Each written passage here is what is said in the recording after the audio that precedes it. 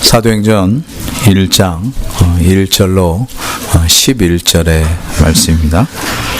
찾으셨으면 우리 천천히 같이 읽도록 하겠습니다. 시작. 데오빌로요, 내가 먼저 쓴 글에는 무릇 예수의 행하시며 가르치시기를 시작하신부터 그의 택하신 사도들에게 성령으로 명하시고 승천하신 날까지의 일을 기억하였노라.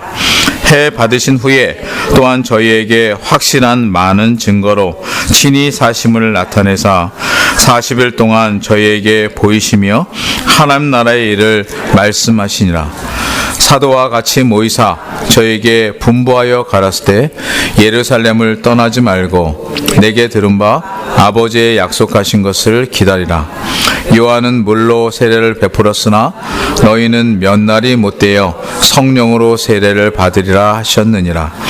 저희가 모였을 때 예수께 묻자와 가로되 해서 이스라엘 나라를 회복하심이 이때니까 하니 가라스 때 때와 기한은 아버지께서 자기의 고난에 주셨으니 너희의 알 바 아니요 오직 성령이 너에게 임하시면 너희가 권능을 받고 예루살렘과 온 유대와 사마리아와 땅끝까지 이르러 내 증인이 되리라 하시니라. 이 말씀을 마치시고 저희 보는 데서 올리워 가시니 구름이 저를 가리워 보이지 않게 하더라. 올라가실 때에 제자들이 자세히 하늘을 쳐다보고 있는데 흰옷 입은 두 사람이 저희 곁에 서서 가로되 갈릴리 사람들아 어찌하여 서서 하늘을 쳐다보느냐. 너희 가운데서 하늘로 올리우신 이 예수는 하늘로 가심을 본 그대로 오시리라 하였느니라. 아멘. 잠깐 기도하겠습니다. 하나님 아버지, 2019년에 저희로 하여금 특별히 사도행전의 말씀을 상고할 수 있는 은혜를 주신 것 감사합니다. 계속되이 말씀을 들을 때 저희에게 세상에 어디에서도 얻을 수 없는 하늘로부터 주는 은혜를 누리는 저희가 되게 하여 주옵소서. 말씀이 심령을 주장하는 은혜를 갖게 하시사 이 세상에서 다른 어떠한 사상과 주장들이 난무할지라도 진리가 그것보다 더더욱 능력이 있고 힘이 있으며 그리고 세상을 변화시킬 만한 진정한 소망이 있음을 아는 저희가 되게 하여 주옵소서.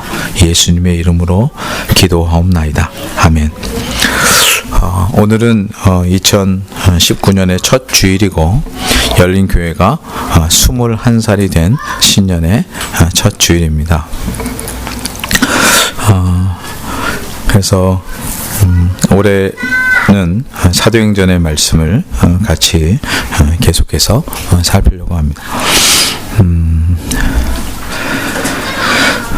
오늘 사도행전을 같이 이제 저희가 살피면서 제일 먼저 생각할 것은 사도행전의 복음성이다 이렇게 얘기할 수 있는 좀 딱딱한 말인데요.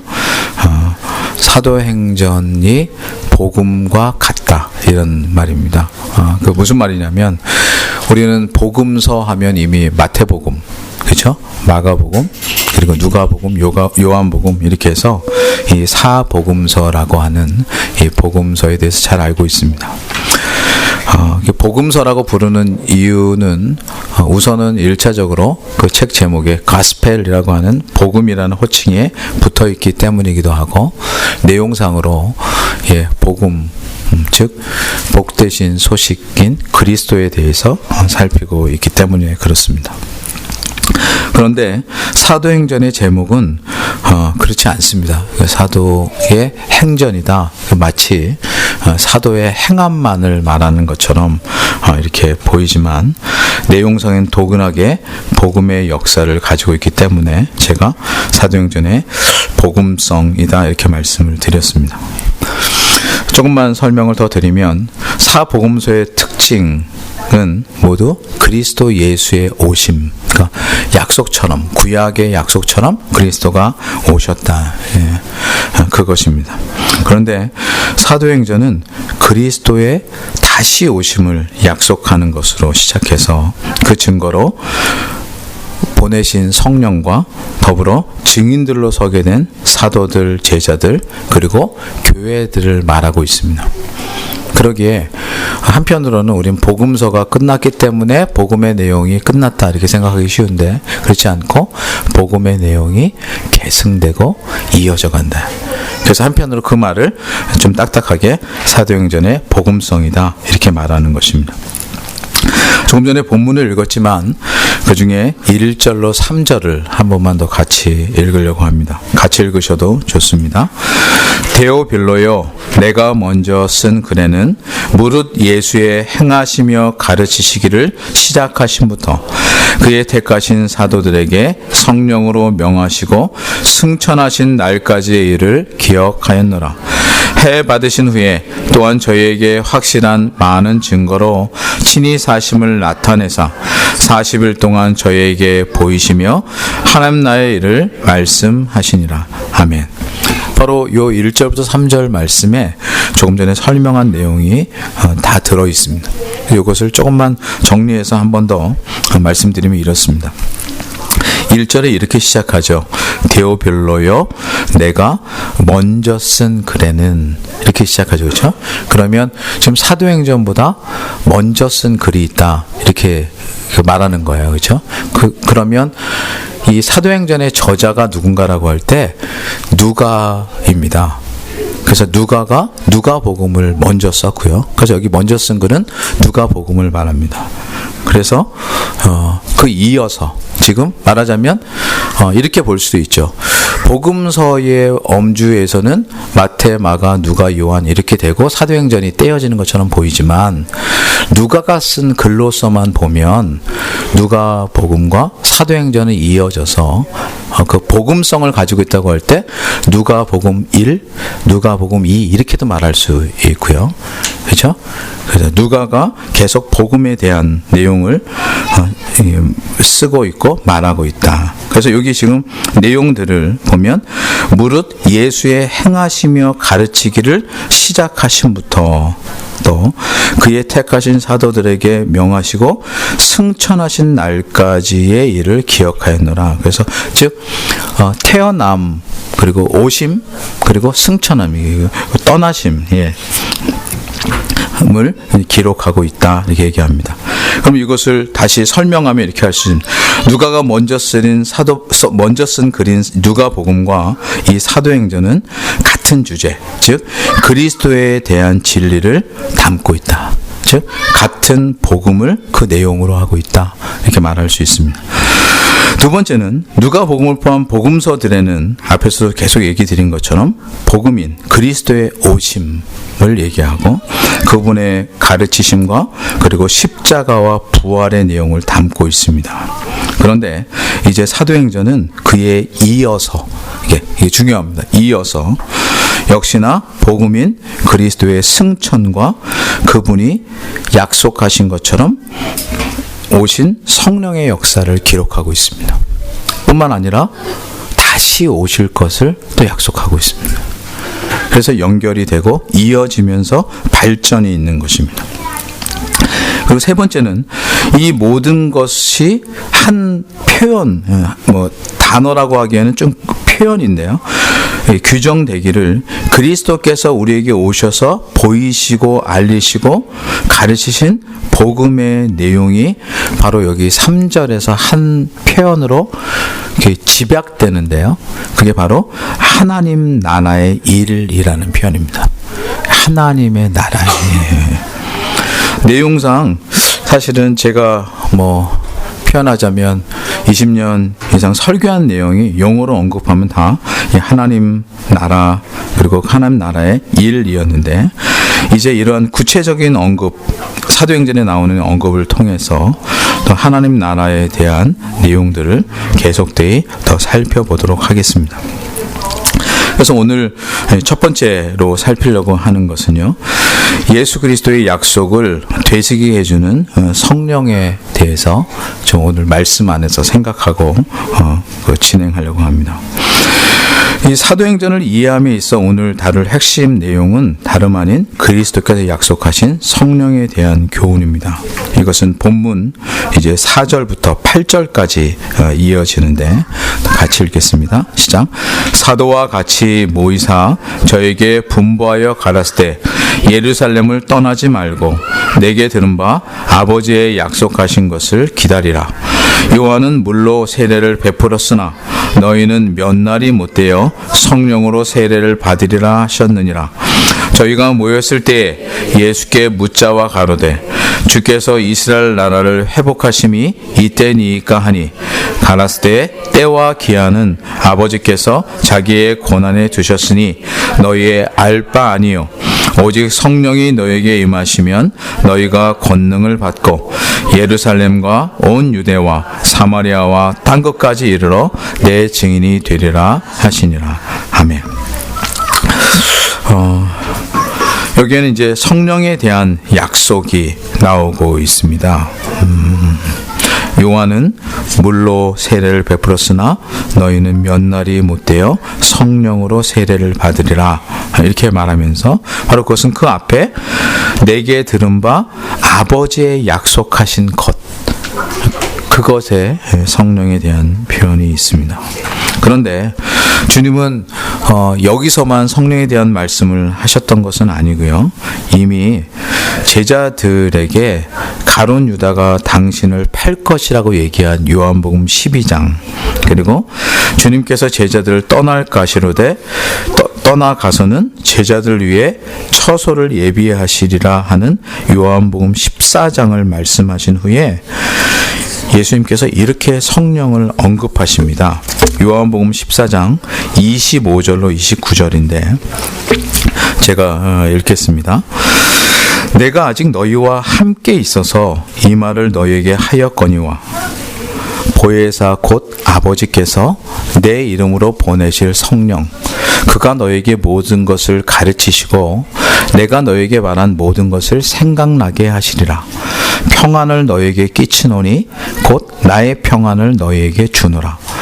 내가 너에게 주는 것은 세상이 주는 것 같이 아니하니라. 너희는 마음에 근심도 말고 두려워하지도 말라.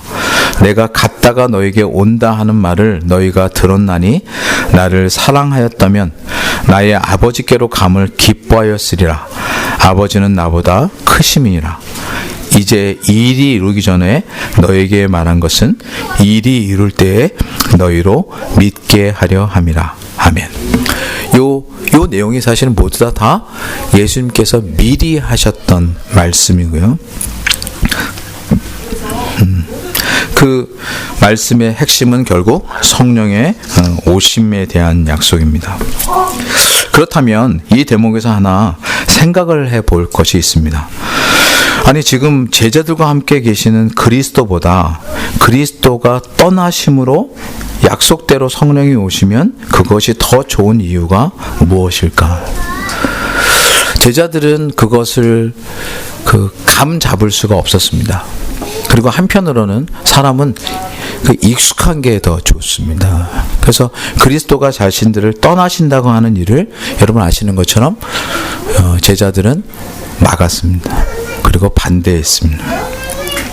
그런데 그것은 더 깊은 내용을 알지 못하는 바와 같다. 이렇게 얘기할 수 있는데요. 왜냐하면 성령의 오심은 그리스도가 가르친 내용을 모두 생각나게 하시고 또한 그리스도가 가르치신 내용을 깨닫게 해주시는 은혜를 허락하시기 때문이다. 이게 이유입니다.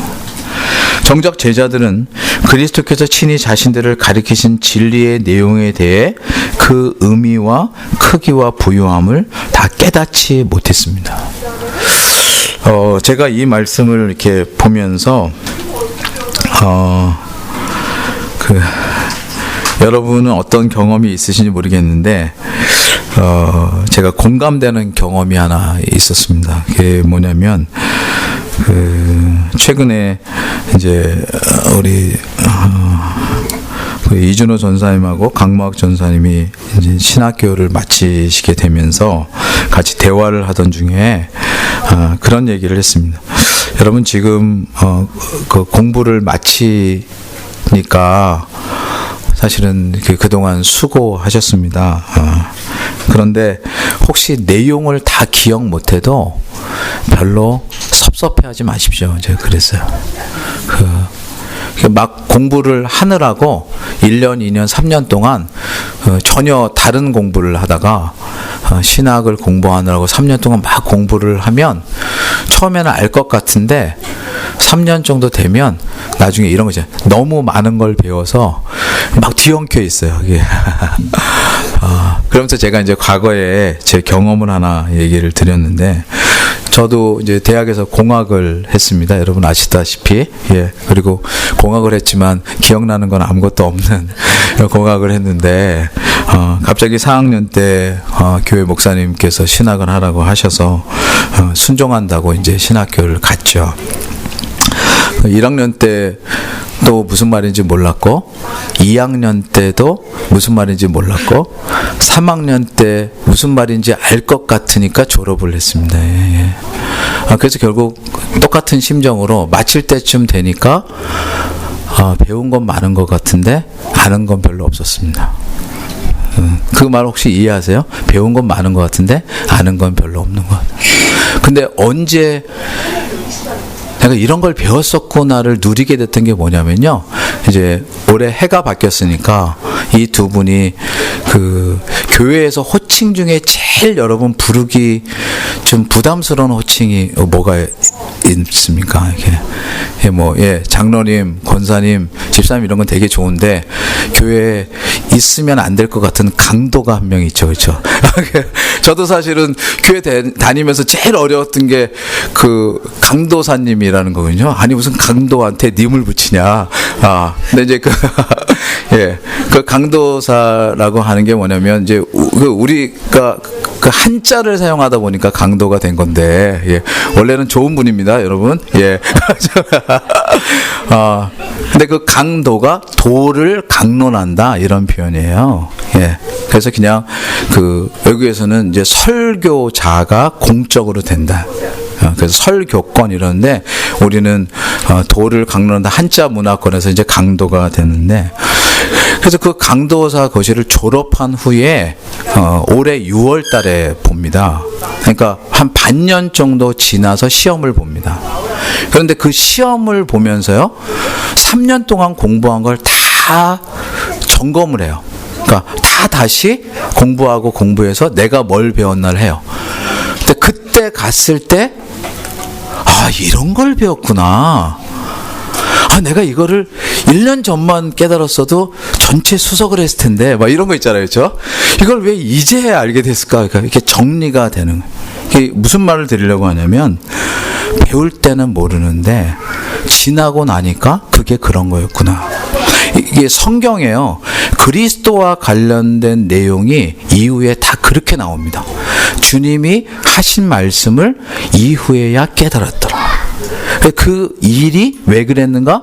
성경에 응하였더라. 이런 표현이 계속 나옵니다. 여기도 마찬가지입니다. 그리스도가 지금 제자들과 함께 있는 것보다 그리스도가 떠나심으로 약속대로 성령이 오시면 더 좋은 이유가 무엇인가? 제자들은 몰랐어요. 그렇죠? 그냥 사실은 가까운 예수님이 안 떠났으면 좋겠다. 그리고 어떤 면에서는요, 그거는 여러분 참 죄송한 표현이지만 제자들의 그 위안이기도 해요. 안 떠났으면 좋겠다와 떠나면 이제 내가 그 일을 또 맡아서 해야 되니, 이런 거 있잖아요, 그렇죠? 여러분 아이고에 담긴 의미가 거기에 있는데요. 그래서 성령의 오심은 그리스도가 가르치신 내용을 모두 생각나게 하시고 깨닫게 해주시는 은혜를 주시기 때문이라고 지금 주님은 말씀하고 있는 거예요. 이거를 벌써 요한복음 14장에서 말씀을 하셨어요. 그런데 사실 제자들은 그거를 다 몰랐던 거죠. 그래서 이제 오늘 저희는 사도행전 1장을 보고 있지만 사도행전 여러분 2장을 한 번만 가보시죠. 사도행전 2장. 사도행전 2장 1절부터 11절까지 천천히 한번 같이 읽겠습니다. 시작. 오순절 날이 이미 이름에 저희가 다 같이 한 곳에 모였더니 호련히 하늘로부터 급하고 강한 바람 같은 소리가 있어 저희 앉은 온 집에 가득하며 불의 혀같이 갈라지는 것이 저희에게 보여 각 사람 위에 임하여 있더니 저희가 다 성령의 충만함을 받고 성령의 말하게 하심을 따라 다른 방언으로 말하기를 시작하니라. 그때 경건한 유대인이 천하 각국으로부터 와서 예루살렘에 우거하더니 이 소리가 나매 큰 무리가 모여 각각 자기의 방언으로 제자들의 말하는 것을 듣고 소동하여 다 놀라 기이 여겨 이르되 보라 이 말하는 사람이 다 갈릴리 사람이 아니냐. 우리가 우리 각 사람의 난 곳 방언으로 듣게 되는 것이 어찌미뇨. 우리는 바데인과 메데인과 엘림인과 또 메소보다미아, 유대와 가바도기아, 본도와 아시아, 부르기아와 밤빌리아, 애국가 및 구레네에 가까운 리비아 여러 지방에 사는 사람들과 로마로부터 온 나그네 곧 유대인과 유대교에 들어온 사람들과 그레데인과 아라비아인들이라. 우리가 다 우리의 각 방언으로 하나님의 큰 일을 말함을 듣는도다 하고. 아멘. 예. 또 2장에 갔을 때 제가 디테일한 부분을 더 하겠지만 오늘은 큰 맥락에서 지금 말씀을 드린다고 할 때 성령께서 오시면 그리스도가 함께 계시던 것보다 더 좋은 내용이 무엇인가라고 할 때 바로 제가 이 첫 번째 이 내용을 드렸어요. 그리스도께서 가리키신 내용을 모두 생각나게 하시고 깨닫게 하신다. 지금 1절부터 그러니까 2장 1절부터 쭉 얘기한 내용이 성령이 임한 사건을 글로 기록한 거예요. 그런데 그래서 이런 일도 있고 저런 일도 있었다는 것을 말하면서 사실은 핵심적인 내용이 마지막 11절인데 여기 하나님의 큰 일을 말함을 듣는도다. 근데 이게 말하자면 이런 거예요. 출신이 각 다르고 언어가 다 다른데요. 성령이 모든 사람이 같이 깨닫게 하시는 거예요.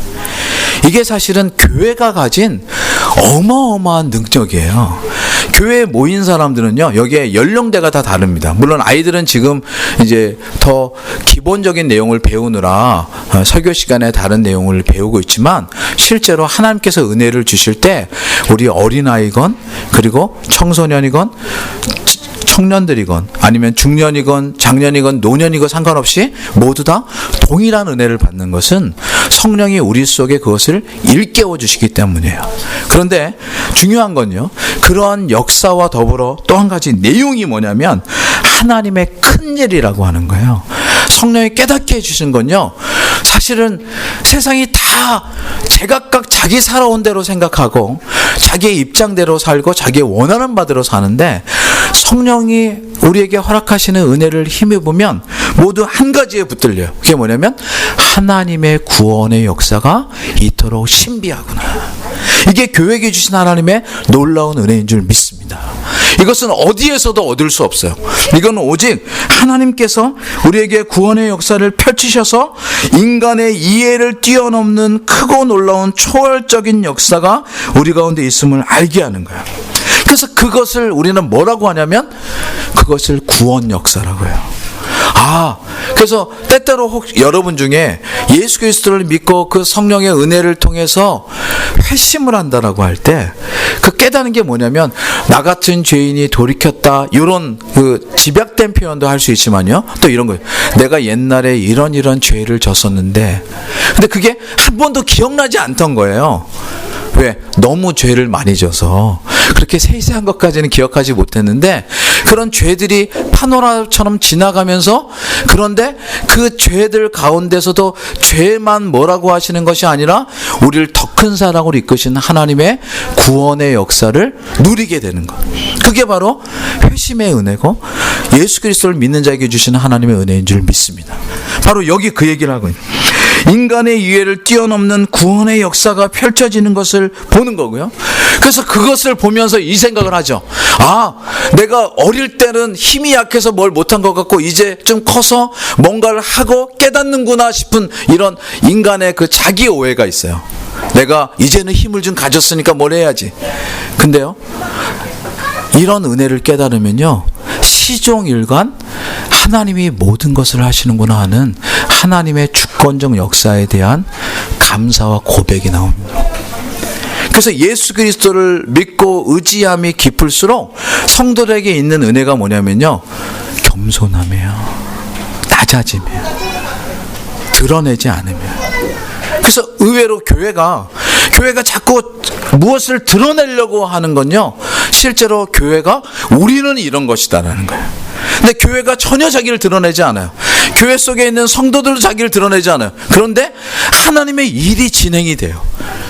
그렇죠. 여러분 혹시 지난 시간 속에 여러분이 관여했던 기간이 얼만큼이든 교회를 보시면서 혹 저희 교회가 하나님이 기뻐하시는 교회라면 교회 속에 이루어진 일들 속에는요, 인간의 일들보다 하나님의 일들이 거의 모든 것인 줄 알 수 있습니다. 그래서 돌아보면 이 세상의 역사는 인간을 남기려고 해요. 왜요? 그 인간이 위대해야 내가 그 다음에 또 그것을 할 수 있고, 그래서 위대한 인간들의 역사로만 채워지는데요. 그런데 늘 사람들은 말하죠. 구간이 명간이다. 그렇죠? 예전보다 나은 사람이. 그래서 늘 비판하고 서로 자기가 더 나은 사람이 되려고 하지만 하나님의 구원의 역사를 보는 사람들 속에는 전혀 그런 것이 없이 하나님이 행하심 속에 나를 맡기는 것이 얼마나 큰 복이고 은혜인가를 누리게 됩니다. 그것 때문에 기도할 때마다 감사가 넘치고요, 어려운 일을 만날 때마다 사실은 무릎을 꿇는 역사가 있는 거예요. 세상에 한번 잘 생각해 보세요. 세상이 누가 기도하라고 합니까? 세상이 누가 무릎을 꿇으라고 하고 세상에 누가 낮아지라고 합니까? 더 높아지고 나를 드러내고 어떻게 하면 더 힘을 가져야지, 이것이 더 세상의 정신인데, 교회는 아니에요. 이상하게 자기를 죽이고 이름을 죽이고. 저는 저희 교회가 전혀 특별하다고 생각하지 않는 것은요, 교회를 섬기는 사람일수록 그것이 은혜예요. 여러분, 폐쇄적인 공동체가 가진 특징이 뭔지 아십니까? 독보적인 존재가 있고 나머지는 전부 다 부속품이 됩니다. 제가 더 구체적으로 말씀 안 드려도 아시죠? 그렇죠? 저희가 미안하지만 북녘의 동포들을 보면서 예전에 그 정치 체제를 판단할 때 공산주의 체제가 이론적으로는 되게 좋은 것 같아서도 결국 나타낸 양상은 소수의 독점이에요. 근데 자유민주주의 체제가 가져온 건 뭐냐면요, 보편적 가치를 많은 사람이 갖는 거예요. 전혀 다른 방식으로 나타나요. 교회도 마찬가지. 소수가 독점하는 게 아니고요, 모든 사람에게 다 열려졌어요. 그런데 하나님의 일하심을 보는 거예요. 성숙할수록 자기를 없애고, 더 교회를 섬길수록 자기는 드러나지 않아도 돼요. 표현하자면 어떤 분은 11시에 막 와도 되고요, 설교 시간에 막 와도 되지만 목사와 장로는 일찍 와서 준비하는 거예요. 권사님은 일찍 오셔서 기도하고, 혹시 오늘 부족한 게 없을까? 우리 아이들은 어떻고? 근데 아이들이요, 또 우리 청년들이, 우리 이제 막 자라나는 분들이 보면서, 난 그러니까 권사 되지 말아야지. 야, 그럼 나는 새벽부터 와서 교회 닦고 토요일도 오니까 권사님들은 와서 청소하고 그러는데, 그런 거 내가 어떻게 해? 그냥 누구 시키지, 이렇게. 아니에요. 그게 성숙을 향해서 가는 거예요. 갈수록. 왜 엄마가 새벽에 일어나서 밥을 하십니까? 가족을 사랑하기 때문이죠. 그렇죠? 왜 아빠가 새벽에 나가요? 가족을 사랑하기 때문이에요. 그것을 교회 안에서 누리는 거예요. 다시 돌아와서 여기 하나님의 큰일이 바로 그 내용입니다. 하나님께서 행하시는 구원 역사가 펼쳐짐을 보는 것이고, 그 구원 역사 속에서 하나님의 주권적인 일을 보는 것입니다. 사도들은 예수 그리스도가 같이 계실 때 배우느라 다 알지 못했지만, 그리스도가 이후로 계속해서, 그래서 복음서와 사실은 제가 사도행전이 연결된다는 말을 처음에 드린 거예요. 결코 나눌 수는 있지만 1권과 2권으로 분리되지는 않는다. 그러니까 연결되고 연속된다. 그래서 하나님께서 행하신 일들을 깨달아가고, 그것을 이제 깨닫기만 하는 것이 아니라 자신들의 원리요 사상이며 살아갈 이유가 되는 일로 이어지는 거예요. 자, 그래서 두 번째, 성령의 오심은 조금 전에 그리스도가 가르치신 내용을 생각나게 하시고 깨닫게 하시는 은혜를 주시기 때문인가 동시에 두 번째, 성령이 오시면 그렇게 깨달아진 하나님의 큰 일을 전에는 누군가를 통해서 듣고, 전에는 그것을 그냥 배우느라 급급했던 것을 이제 나 자신의 것이 되게 하는 은혜를 누리기 때문입니다. 전에는 그리스도께서 가르치셔서 못 깨달았을 뿐만 아니라 그것조차도 자기의 경험이나 이해 속에 가두어 생각하던 것을 성령께서 오셔서 하나님께서 허락하신 시야라고 할까요? 안목이라고 할까요? 그래서 성령의 인도하심을 생각하는 자들이 되는 은혜를 누리게 되는 거예요. 자, 제가 다른 말씀을 한 곳만 더 같이 보겠습니다. 요한복음 3장 1절로 8절인데요.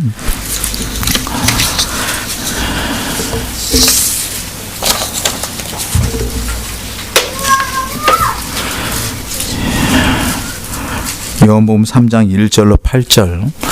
여기에는 한 인물이 등장합니다. 같이 한번 읽겠습니다. 시작. 바리새인 중에 니고데모라 하는 사람이 있으니 유대인의 관원이라. 그가 밤에 예수께 와서 가로되 라삐여, 우리가 당신은 하나님께로서 오신 선생인 줄 아나이다. 하나님이 함께 하시지 아니하시면 당신의 행하시는 이 표적을 아무라도 할 수 없음이니이다. 예수께서 대답하여 가라사대 진실로 진실로 내게 이르노니 사람이 거듭나지 아니하면 하나님 나라를 볼 수 없느니라. 니고데모가 가로되 이미 늙으면 어떻게 날 수 있삼나이까? 두 번째 모태에 들어갔다가 날 수 있삼나이까? 예수께서 대답하시되 진실로 진실로 내게 이르노니 사람이 물과 성령으로 나지 아니하면 하나님 나라에 들어갈 수 없느니라. 육으로 난 것은 육이요 성령으로 난 것은 영이니 내가 내게 거듭나야 하겠다는 말을 기이 여기지 말라. 바람이 임의로 불매 내가 그 소리를 들어도 어디서 오며 어디로 가는지 알지 못하나니 성령으로 난 사람은 이러하니라. 아멘. 이게 지금 요한복음 3장인데요. 아까 요한복음에서 성령에 대해서 얘기한 게 요한복음 14장이라고 그랬어요. 근데 사실은 직접 제자들에게 가르치시기 전에 예수님이 찾아온 니고데모와의 대화 속에 이미 성령에 대한 역사를 얘기하셨어요. 어떤 의미로는 이 니고데모는 우선은 바리새인이었고 율법에 정통했던, 두 번째는 유대인의 관원이다. 나름대로 상당한 지식을 가진 사람이었다. 이렇게 볼 수도 있어요. 그런데 그의 한계는요, 예수님이 거듭나지 아니하면 하나님 나라를 볼 수 없느니라. 이거 오늘 사도행전 1장에 계속되는 내용이 이미 거기에 있었던 거예요. 그런데 이 사람은 그 말을 어떻게 이해했냐면, 아니 어떻게 어머니 뱃속에 들어갔다 또 태어날 수 있습니까? 이렇게. 그러니까 이성적이고 합리적인 이해에 붙들려 있던 사람입니다. 이게 니고데모가요, 성경에 나오는 니고데모만 있는 게 아니고요. 사실은 여러분 많이 이렇게 사람들을 겪다 보면요, 의외로 똑똑하고 지식인 층일수록 합리적인 자기 사고에 신앙을 받아들이지 못하는 사람들이 많이 있습니다. 그래서 그 사람들이 주로 하는 말이 마치 그런 거예요. 내게 이적을 보여주면 내가 예수를 믿겠다. 하나님을 내게 보여라. 이게 결국 그분들은요, 어떤 의미에서는 똑똑하고 자기가 생각한 것, 그러니까 자기 생각 틀 안에 주님이 들어오시지 않으면 자기는 받아들일 수 없다, 이렇게 얘기하는 거예요. 그런데 그런 분들일수록 나중에 예수 그리스도를 영접하는 은혜를 누리면요, 정말 과격하게 그 감정을 드러냅니다. 콧물 눈물 다 흘리면서 그런 사람일수록 주님 제가 죄인이었습니다, 이렇게 왜요? 자기가 다 깨지는 느낌을 갖거든요. 그리고 내가 얼마나 교만했던가, 피조물인 내가 내 인간의 이해 속에 주님을 담으려고 했던가. 근데 주님은 거기에 담기지 않는 분이에요. 그래서 그 말을 하신 것이 뭐냐면, 육으로 난 것은 육이요 성령으로 난 것은 영이다. 우리가 사실은 예수 그리스도를 믿고 주의 은혜로 주의 자녀가 되고 주의 백성이 된 것은요, 전적인 주의 은혜예요. 우리가 여러분 나는 그런 경험이 없었는데 그거를 은혜로 여기시기 바랍니다. 저도 사실은 그저 주님이 저를 받아주신 은혜를 입었습니다. 그런데 그것이 다른 무엇보다 더욱더 크고 복됨을 알았어요.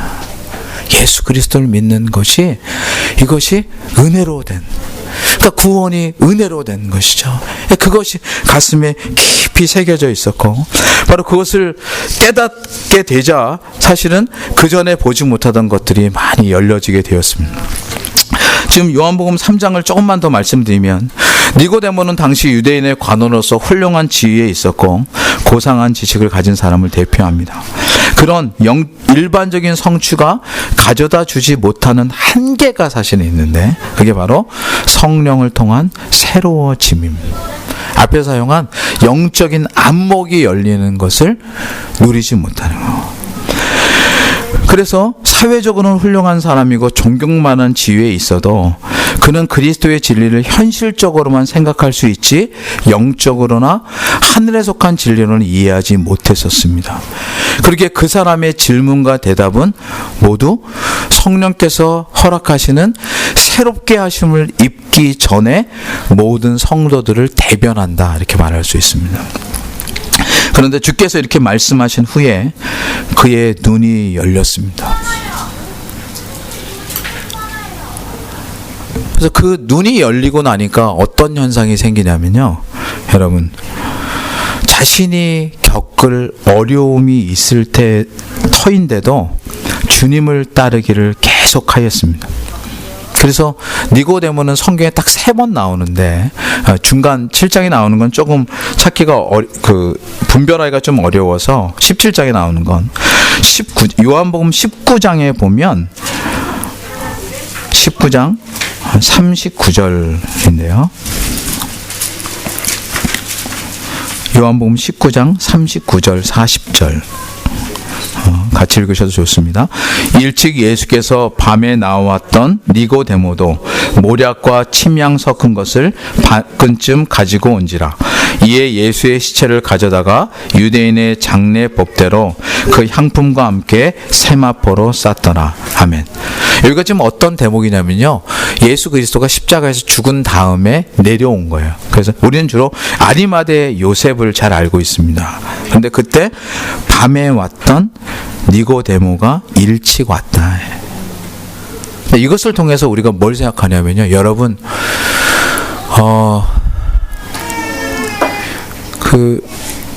저도 어렸을 때 저희 아버님께 들은 바 있고, 여러분도 이런저런 경로를 통해서 들은 바 있겠지만, 사람은 언제 그의 진심을 알 수 있느냐.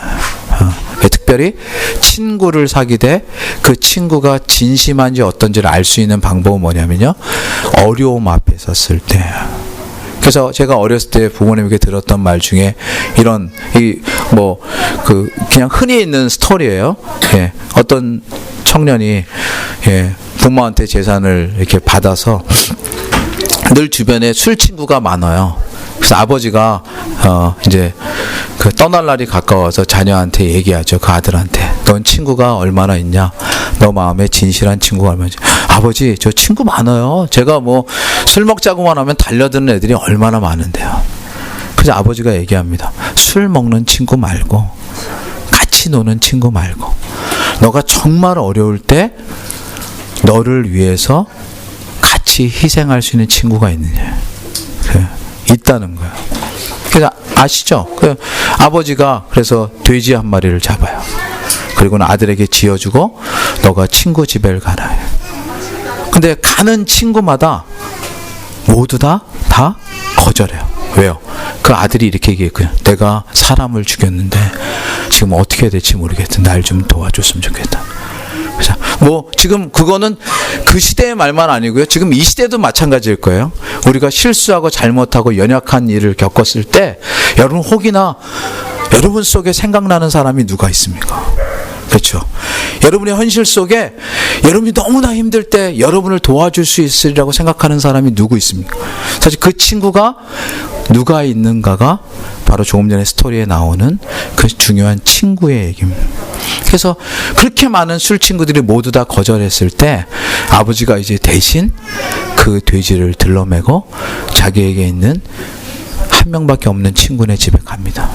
그 친구가 맞아들이면서 어떻게 도울까? 어떻게 바르게 할까? 혹 여러분 범인 은닉죄 이거를 여러분 생각하고 계실까봐 빨리 숨기고 우리 없던 걸로 하자 이렇게 한 건 아니에요. 그 무슨 사건이 났는지 밝히고 뭐 이렇게. 근데 이게 접근이 다르죠, 그렇죠? 근데 지금 제가 왜 니고데모를 얘기하다 그 얘기를 했냐면 예수 그리스도가 십자가에 못 박힐 즈음에 저와 여러분은 압니다. 가룟 유다는 이미 배신을 했고요, 그렇죠? 예수님의 제자인데 베드로도 3번이나 예수님을 부인했습니다. 그리고 그 십자가 밑에 그죠? 어머니와 그리고 따르던 전직 말하자면 거친 인생을 살았던 막달라 마리아가 지키고 있을 뿐이지. 그 어떻게 생각하면 어머니는 내 아들이니까. 그리고 그 여인은 내가 이보다 더 험한 삶을 살았는데 내게 이 구원의 은혜와 큰 기쁨을 준 주님을 어떻게 버리겠습니까? 이런 모습이었지만 제자들 중에 많은 사람들은 떠나갔고요. 다 모른 채 했습니다. 여러분 지금 교회에 북적북적 사람이 거리는 것처럼 예수님이 십자가에 달렸을 때 정말 그렇게 아니에요. 절대로 그렇지 않았어요.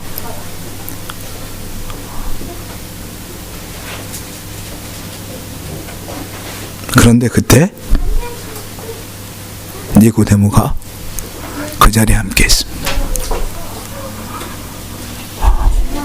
상당히 인상적입니다. 그 어려운 자리에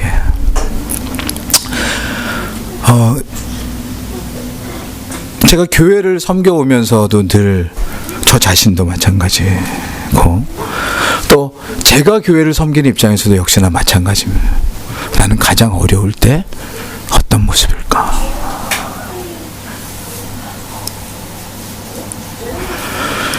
근데 우리의 인간적 본성은요, 어려우면 피하게 됩니다. 그리고 힘든 건 거절합니다. 하지만 주께서 우리 마음을 밝히시고 성령이 내게 주신 은혜를 따라 우리 가슴에 채울 때 그리스도께서 말씀하신 것이 기억나고 알게 할 뿐만 아니라 이제 그것이 내 것이 되는 은혜를 누리게 되는 줄 믿습니다. 제자들도 피하고 제자들도 회피했던 그 위험한 일들을 니고데모가 차원에서 행했던 것은 바로 그 성령의 일깨우심이라고 하는 주의 가르치심을 이후에 마음에 새겼던 것입니다. 아직 성령이 오시기 전이지만 한편으로는 그가 자각하고 일깨웠다고 할 때 참 많은 생각을 합니다. 이제 본문으로 돌아와 보겠습니다. 사도행전 1장으로 다시 돌아오면 이제 승천을 앞둔 그리스도께서 이렇게 말씀하십니다. 아까 읽었던 내용이라 7절부터 9절까지를 제가 다시 읽겠습니다. 사도행전 1장. 가라스 때 때와 기한은 아버지께서 자기의 권한에 두셨으니 너희의 알 바 아니요 오직 성령이 너에게 임하시면 너희가 권능을 받고 예루살렘과 온 유대와 사마리아와 땅끝까지 이르러 내 증인이 되리라 하시니라. 이 말씀을 마치시고 저희 보는 데서 올리워 가시니 구름이 저를 가리워 보이지 않게 하더라. 아멘. 주님이 그때 약속처럼 성령이 오시면 얻고 갖고 누리게 될 성령의 능력 그리고 힘과 강력에 대해서 지금 말씀하고 계시는 것입니다. 예루살렘과 온 유대와 사마리아 땅끝까지 이르러, 이것은 말하자면 온 세계에 증인이 된다라는 것입니다. 내가 주님의 그 행하심과 인도하심을 아는 자다. 내가 이 세상 속에 똑같이 육신 입고 살지만 내가 현실을 따라서 살아가는 존재가 아니라 하나님의 약속을 따라서 살아가는 존재이다. 그러므로 그 약속이 내 속에서 보여지는 거예요. 입을 통해서만 보여지는 게 아니라 삶을 통해서 보여지는 거야. 예수 그리스도를 믿고 사는 게 저런 거구나. 예수 그리스도를 믿고 사는 게 저런 거구나. 예수 그리스도를 믿고 사는 게 저런 거구나. 세상은 현실만 믿죠. 자기 성공을 추구하기 위해서는 우리 흔히 얘기하듯이 여기에 붙고 저기에 붙고 이 일 따라가고 저기에 따라갑니다. 그런데 더 이상 그 길을 쫓지 않는 거야. 예수 그리스도가 내 마음에 당신의 영으로 함께 하실 때 내가 다른 것들을 쫓아 살아가는 것이 아니라 하나님께서 주실 그런 갚으심과 인도하심을 따라 살아간다고 하는 것이 가슴에 있는 것입니다. 그래서 그가 증인이 되는 거예요.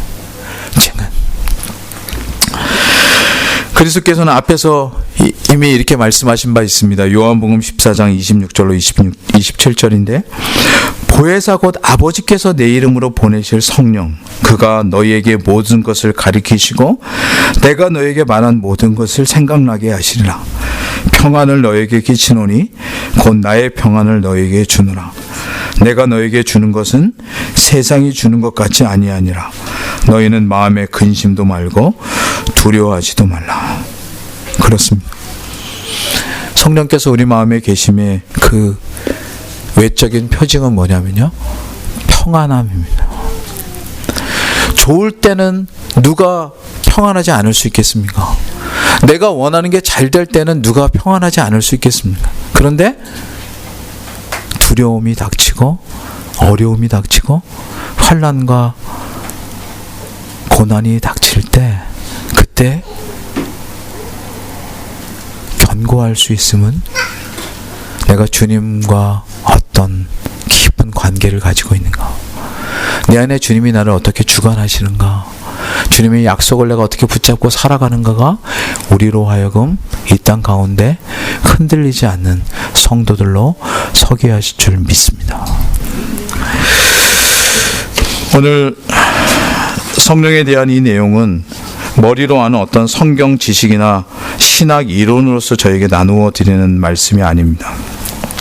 하나님이 친히 우리 영혼 속에서 일깨워 주시는 하나님의 큰 일이요, 하나님 나라의 일들이 우리 가운데 펼쳐져 있음을 알면서, 그러기에 다른 무엇이 우리를 흔든다고 해도, 다른 어떠한 사람들이 우리를 흔든다고 해도 하나님의 일은 결코 방해할 수 없다는 확신이 우리 가운데 있기 때문에 우리가 그 자리에 서 있는 것입니다.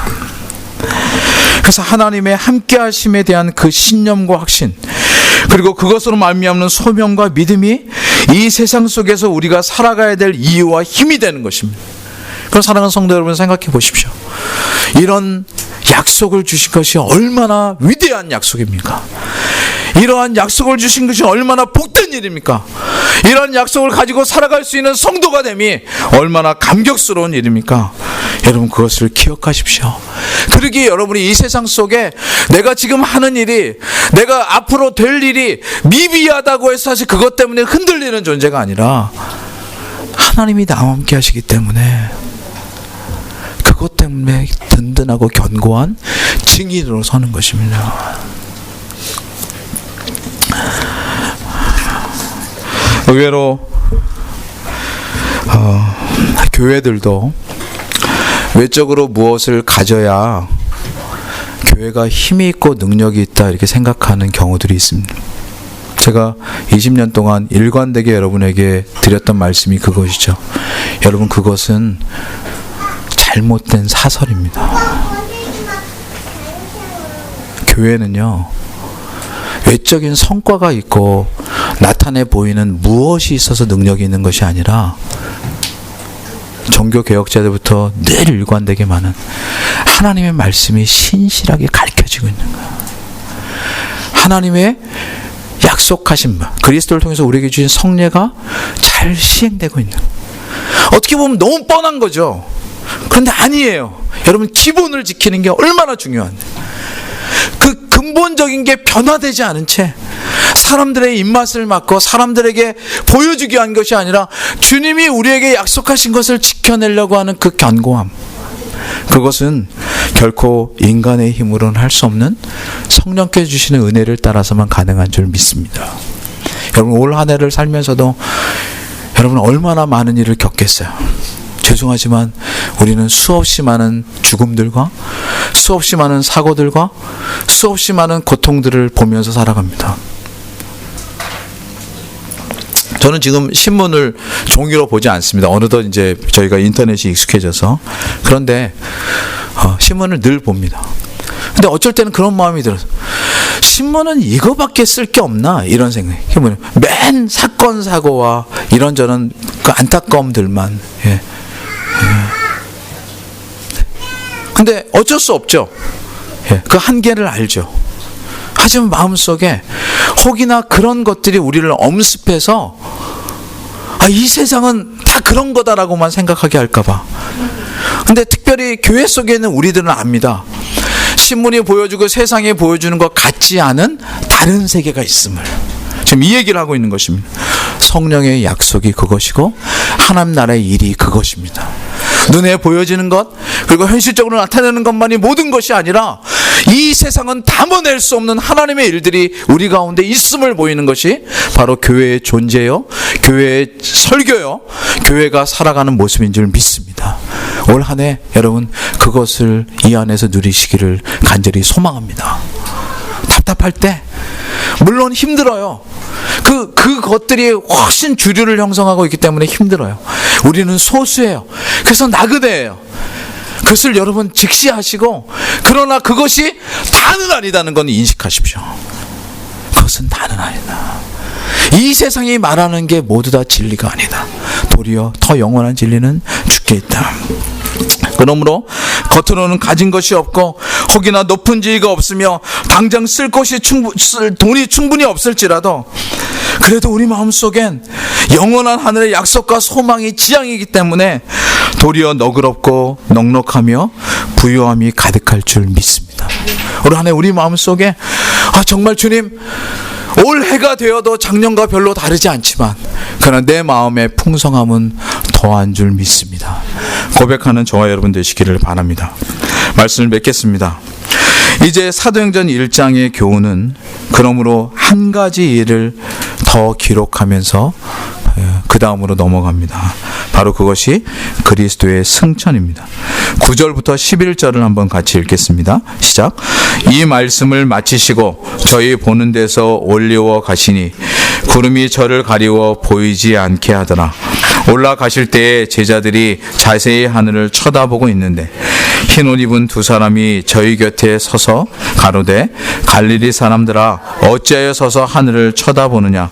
너희 가운데서 하늘로 올리우신 이 예수는 하늘로 가심을 본 그대로 오시리라 하였느니라. 아멘. 이 말씀은 2019년 첫 주일을 맞는 우리로 과거에 있었던 승천에 대한 기록만이 아닌 미래에 대한 약속이기도 합니다. 무슨 말이냐면 즉 하늘로 가심을 본 그대로 오리라 라고 하는 말씀이 그것입니다. 주님이 가시지 않았더라면 우리의 기다림은 의미가 없습니다. 근데 주님은 가셨고요, 약속대로 성령이 오셔서 그의 가르치신 바가 더욱더 일깨워졌으며 진리의 풍성함과 부유함이 더 크게 나타났습니다. 그에게 사랑하는 성도 여러분, 여러분은 무슨 기쁨으로 살아가십니까? 무슨 기다림으로 살아가십니까? 이를 달리하면 무슨 꿈과 희망을 가지고 살아가십니까?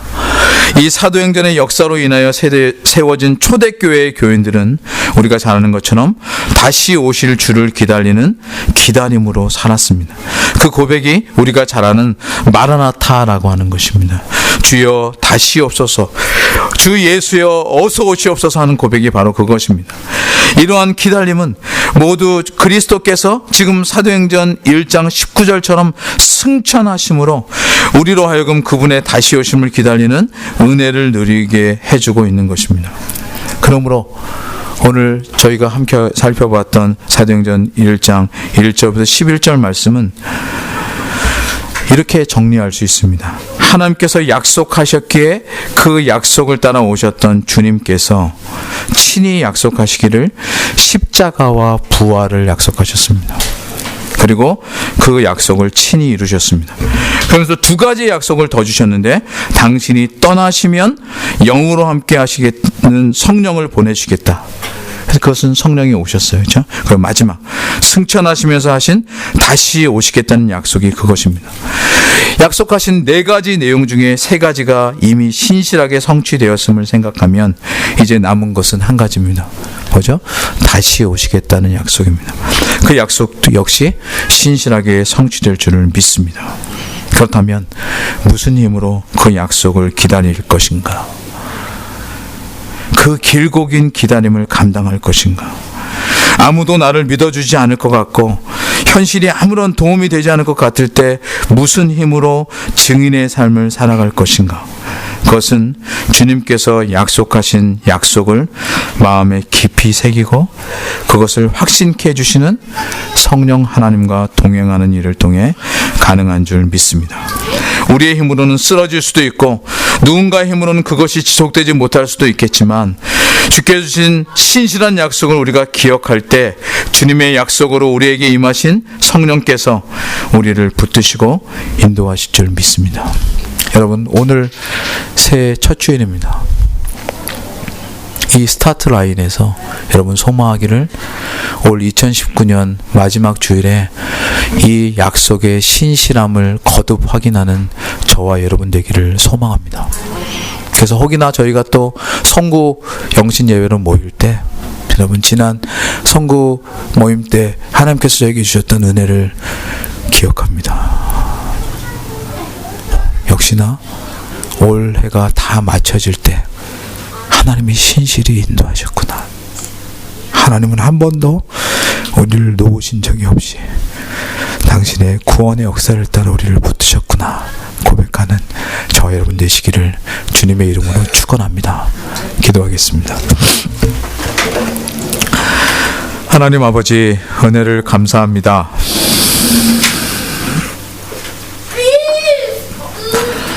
우리가 알지 못할 때 우리가 구원함을 얻은 것처럼 우리가 알지 못할 때 주께서 성령을 약속하시고 우리가 알지 못하고 다 누리지 못할 때 성령께서 우리 안에 내주하심으로 우리를 주님의 큰 일, 주님의 그 구원 역사의 그 복된 일로 저희를 참여하게 하시고 인도하게 하시고 이끄시는 줄 믿습니다.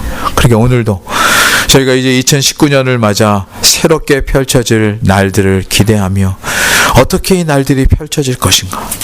한편으로는 미래가 그렇게 선명하지 않아서 때때로는 힘들기도 하고 되어지는 일들이 적기도 하고 건강과 여건이 하나님 불편하기도 한 이러한 상황을 주님 고백합니다. 그러나 하나님, 그것은 매년마다 매 순간마다 바뀌어서 다가오는 현실의 모습일 뿐 도리어 주님의 신실함을 감히 가리지 못할 것을 저희가 고백합니다. 주님이 우리를 붙드셨고 그래서 우리를 내셨으며 우리 이 땅 가운데 인도하신 것을 저희가 믿사오니 주님의 날까지 저희를 신실하게 인도할 것은 현실과 여건이 아니고 내가 의지하는 어떤 사람이 아니고 도리어 주님인 줄 믿습니다. 주님, 저희를 인도하여 주셔서 주님의 선한 일들을 담아내는 증인으로 이 땅 가운데 사는 저희가 되게 하여 주옵소서. 예수님의 이름으로 기도하옵나이다. 아멘.